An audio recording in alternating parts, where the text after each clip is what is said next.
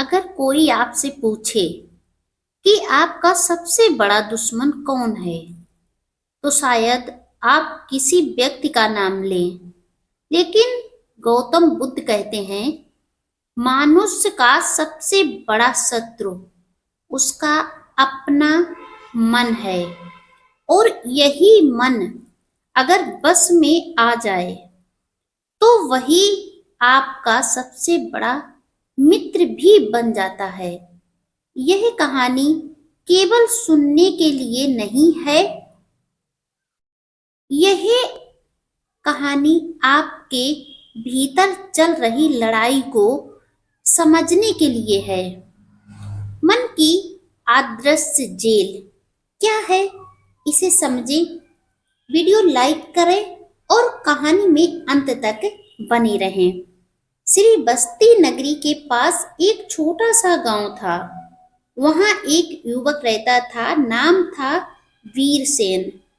बाहर से दिखने में उसका जीवन ठीक था। काम था, परिवार था, सम्मान था, लेकिन भीतर ही भीतर उसका मन अशांत था। वीरसेन का मन कभी अतीत की लड़ाइयों में उलझ जाता, कभी भविष्य की चिंता में घिर जाता। वह हंसता था, लेकिन हंसी के पीछे थकान थी। रात को नींद नहीं आती, दिन में चैन नहीं मिलता। मन जब नियंत्रित नहीं होता, तब जीवन होते हुए भी जीवित नहीं लगता। प्रश्न जो जीवन बदल देता है। एक दिन वीरसेन ने सुना कि गौतम बुद्ध श्री बस्ती में प्रवचन दे रहे हैं। वह उनके पास पहुंचा और हाथ जोड़कर बोला, भगवान, मैं सब कुछ होते हुए भी दुखी हूं। मेरा शत्रु कौन है? बुद्ध ने शांत दृष्टि से उसकी ओर देखा और कहा, जिसे तुम हर पल अपने साथ रखते हो, वही तुम्हारा शत्रु है। वीरसेन चौंका, मेरा मन? बुद्ध ने मुस्कुराकर कहा, दो कुत्तों की कथा बुद्ध की प्रसिद्ध उपमा उसे समझाने की थी। मान लो तुम्हारे भीतर दो कुत्ते हैं, एक क्रोध, एक ईर्ष्या, भय और लोभ का, दूसरा कारण धैर्य, प्रेम और विवेक का। बताओ कौन जीतेगा? वीरसेन बोला, जो ज्यादा शक्तिशाली होगा। भगवान, वही जीतेगा। बुद्ध ने कहा, नहीं, जो कुत्ता तुम रोज भोजन दोगे वही जीतेगा। यही मन का रहस्य है। बुद्ध ने समझाया, मन शत्रु बनाता है जब वह अतीत को बार बार दोहराता है, भविष्य की चिंता में जीता है, दूसरों से तुलना करता है, हर बात पर प्रतिक्रिया देता है। जिस मन पर नियंत्रण नहीं, वह मालिक नहीं, गुलाम बनाता है। वीरसेन बोला, मुझे सबसे ज्यादा डर लगता है। बुद्ध ने कहा, डर बाहर नहीं होता पुत्र, डर सोच से पैदा होता है। उन्होंने समझाया कि मन काल्पनिक दुख रचता है और वही हमें सताता भी है। बुद्ध ने 5 साधन बताए। पहला, साक्षी भाव, अपने विचारों को देखो, जज मत करो। और दूसरा, वर्तमान में जीना, जो अभी है वही जीवन है, उसी को जियो। ना तो बीते हुए कल की चिंता करो और ना ही आने वाले कल की चिंता करो। और तीसरा, सही संगत, मन वैसा ही बनता है जैसा संग होता है। तुम जिसके साथ में अपना दिन बिताते हो, जिसके साथ में अधिक समय व्यतीत करते हो वैसे ही तुम भी बन जाते हो।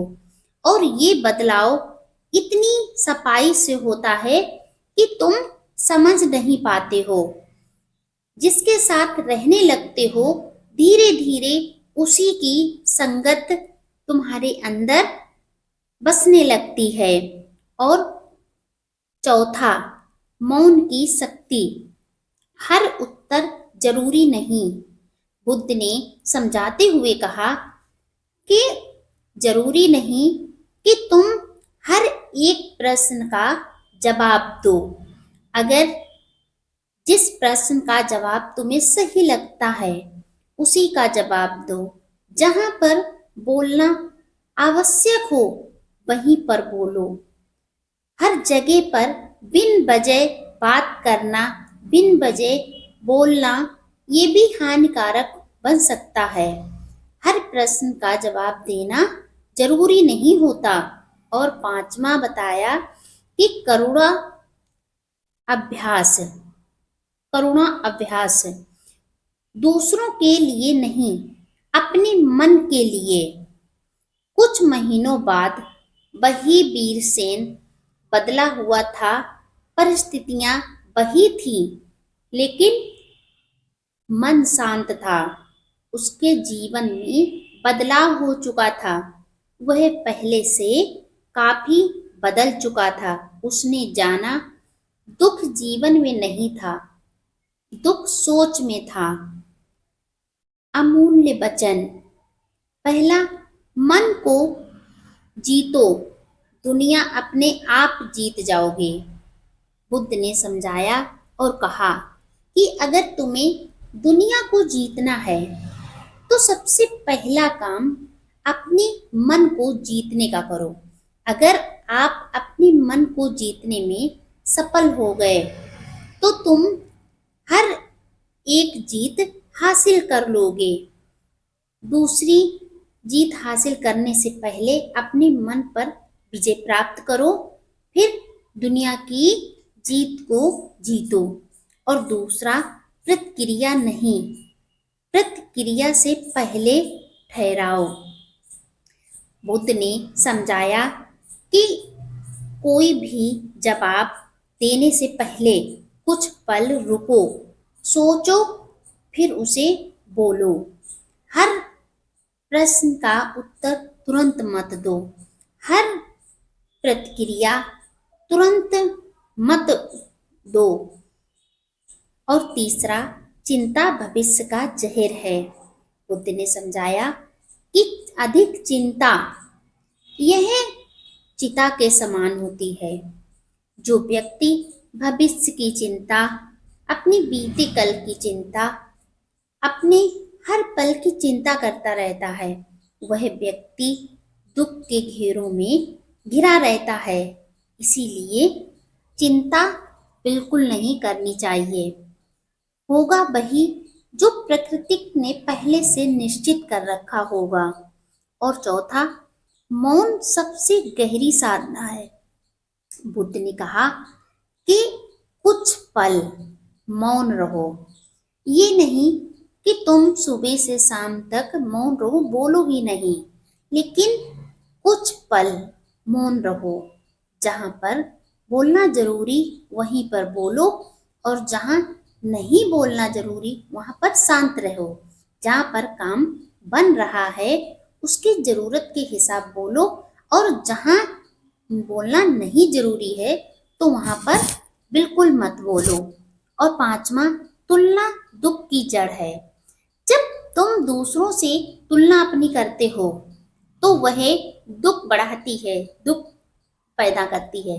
इसीलिए अपनी तुलना किसी से मत करो। इस संसार में हर एक व्यक्ति अलग है, उसके विचार अलग हैं, उसके भाव अलग हैं। दुनिया में दो व्यक्ति एक जैसे नहीं हैं। हर एक व्यक्ति की अलग संरचना हुई है। हर एक व्यक्ति के विचार, गुण, हर चीज अलग है। इसीलिए अपनी तुलना किसी से मत करो। आप जैसे भी हैं आप सर्वश्रेष्ठ हैं। और छठा, वर्तमान ही जीवन है। बुद्ध ने समझाते हुए कहा कि ये जो वर्तमान चल रहा है यही ही जीवन है। इसी के सुख का आनंद लो, इसी में जियो। अगर दुख है तो दुख का अनुभव करो, अगर सुख के पल हैं तो उसका अनुभव करो। जो वर्तमान में है उसी का आनंद लो। और आत्मा जो मन को देख ले वही मुक्ति है।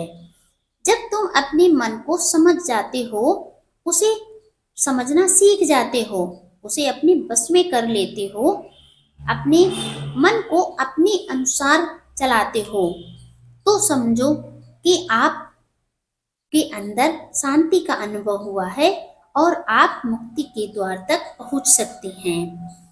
जो मन को देख लेता है, अपने मन को समझ लेता है, अपने मन में आने वाली बातों का हल निकाल लेता है, उसे समझता है, वही समझो मुक्ति का द्वार उसे मिल जाता है।